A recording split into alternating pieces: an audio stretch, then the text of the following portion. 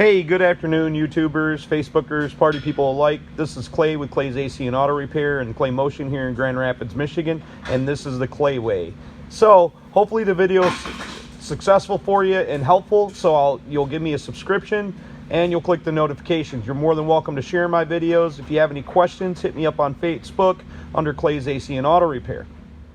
Remember, if anybody else can do it, you can do it too. And you can't break what's already broken. So we're going to try to show you how to repair something versus replacing it. It's a common problem with Chevrolet, General Motors, automobiles to have bad window switches going up and down. I'm going to take the switch out, take it apart, show you what it looks like, what we're looking for, and some ways that you can possibly fix it without spending 40, 55 bucks, how much ever these things cost, and repair it and save yourself a couple dollars. Okay, so the first thing I need to point out, most of these newer generation General Motors, the switches are interchangeable. So like you could take a back switch and put it in the front, blah, blah, blah. So if you can't get it repaired, at the very least, you can take one out of the back door, put it in the front door, they're identical. So what we're gonna do is we're just gonna take a screwdriver, we can pop it down inside there, and then that'll pop right out of there. And I can't do it really on camera. And if you have this trim tab comes off, and there's two screws located behind it. They're 10mm screws. You'll pull that off, and then that handle will come off, and then that'll pop right out of there. So to remove the switch, we're just going to take a little screwdriver. We'll pry back on this and pull up on that at the same time. I need two hands to be able to do it, but there's 4 little clips on the outside.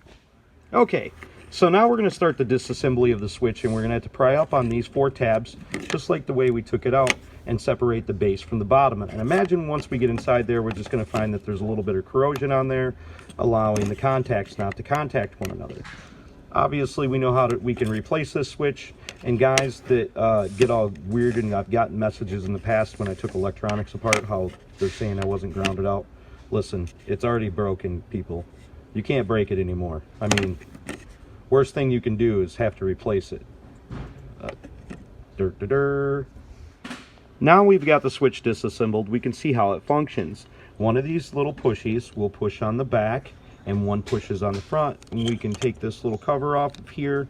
And there's not a whole lot we can do inside here, with the exception of cleaning up these tabs. We can also look at this and see if it's worn down. We could possibly maybe put like a little piece of glue on there, something hard, or maybe a piece of tape, to give it a little bit more oomph when it's pushing down on this micro switch.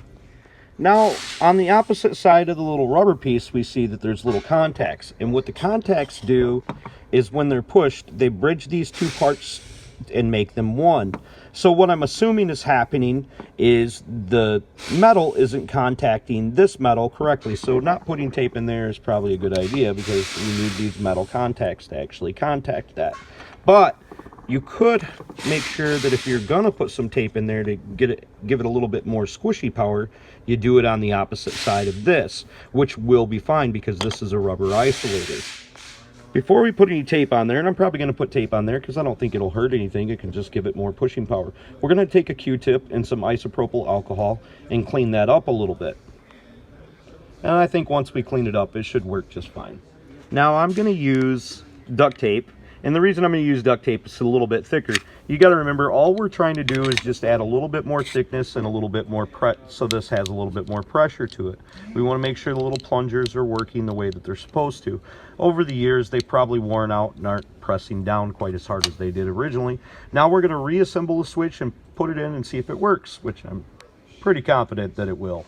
Okay.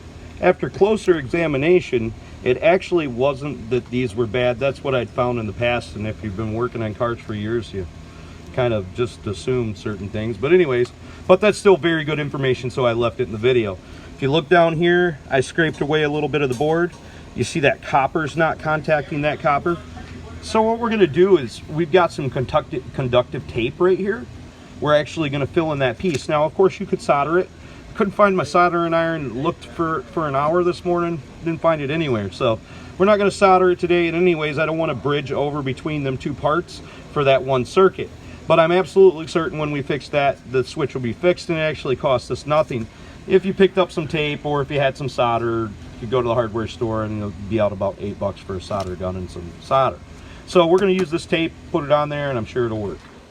Okay, so when you put your tape on there, make sure that it does not, try to get in there and do this, it does not contact any of this solder here, there, or there.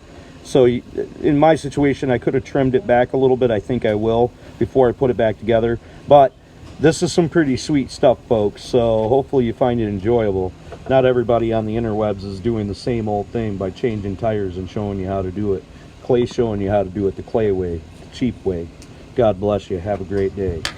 Okay, so now we have our switch replaced and repaired. Back in there, it's working strong. That's great. You guys did a great job. I can't guarantee this will work for you guys, but it surely worked for me. God bless you guys. Please subscribe, click the notifications, share my videos with folks. Let my videos play if you want to give me a couple extra cents for helping you out.